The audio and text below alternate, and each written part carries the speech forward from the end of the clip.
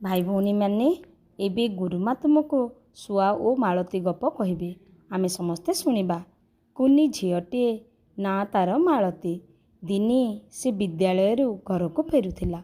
बाटरे देखिला गछ मूलरे शुआटे पड़ी छटपट हेउछे। से दौड़ी जाई देखिला शुआटी खंडिया खाबरा हो जाइछे। ता डेणारू रक्त बाहरुचे। से आउ उड़ी पारु नाही। मालती मनरे दया आसिला। से शुआ को जत्न रे धरी तांको गाँव रे थिबा प्राणी डाक्तर पाखक गला।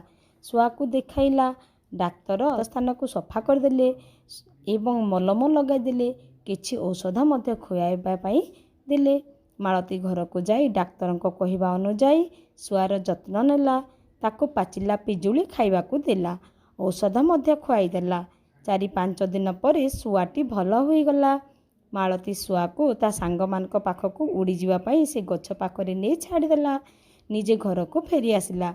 दिने रातिरे मालती शुई थाए।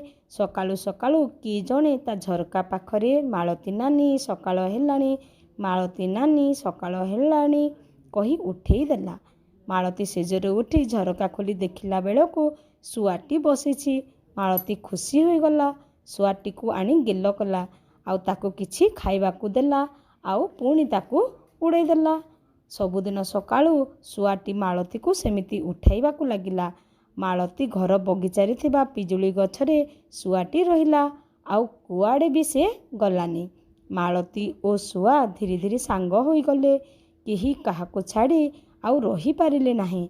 मालतीर बापा माँ यह देखि खूब खुशी हेले।